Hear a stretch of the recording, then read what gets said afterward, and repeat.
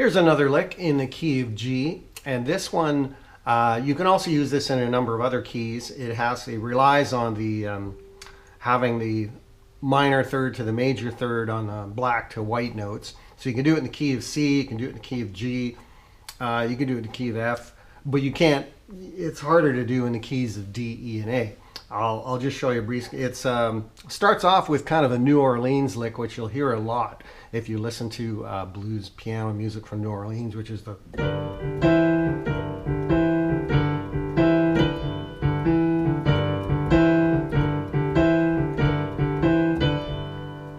So I'm playing a shuffle beat. I'm doing a grace note with the minor third to the major third, and I'm just using a G triad, and I'm moving up to a C for the next chord. So once again, it's just...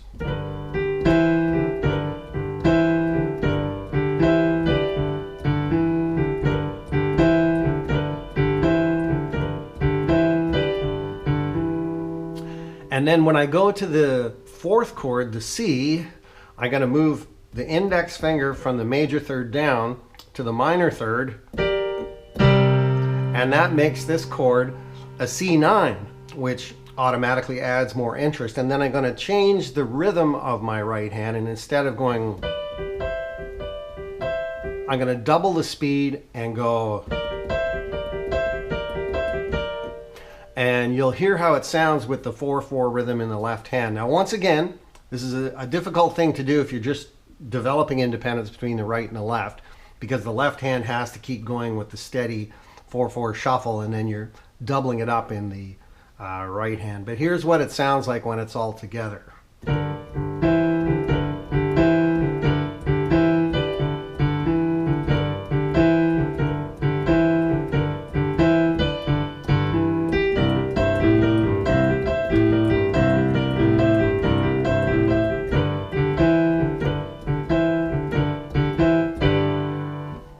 And that rhythm can be quite interesting. And once again, you can do it in the key of C, where you're going.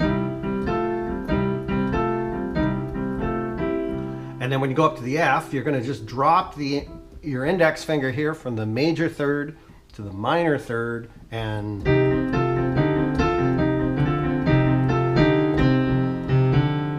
then you can do that rhythm in the keys of D, E, and A. The difference there would be if you're on the E with the major third. And then when you go up to the 4, you can use drop your index finger down, and it becomes an A9. And you can do the same thing in D with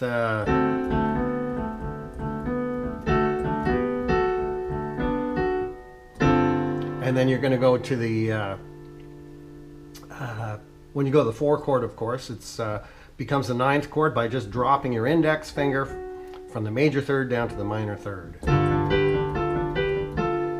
And that works the same in A too.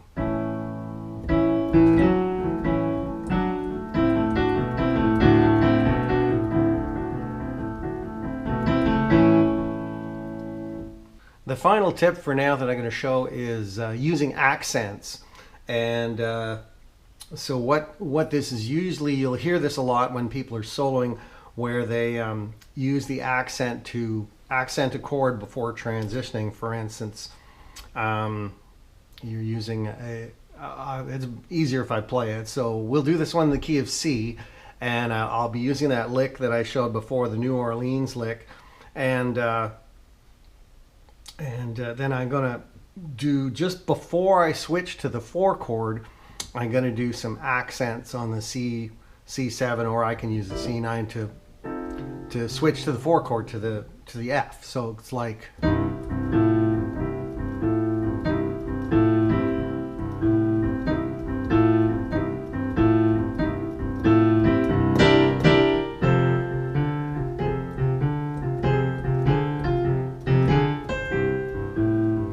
and people often will do these accents on the 5 chord.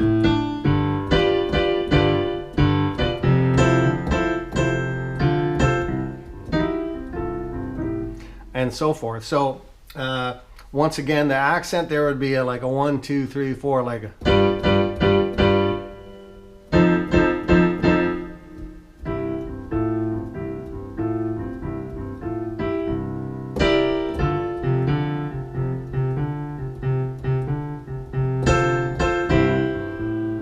And you can vary these accents and put them in and out of various places. Usually, like I said, they're transitional, so you want to use them to when you're moving from one chord to the next.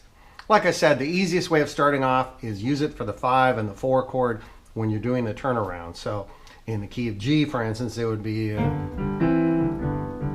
I'll just go straight to the 5.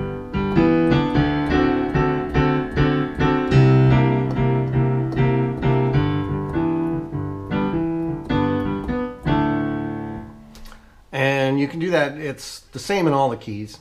As an example, in A.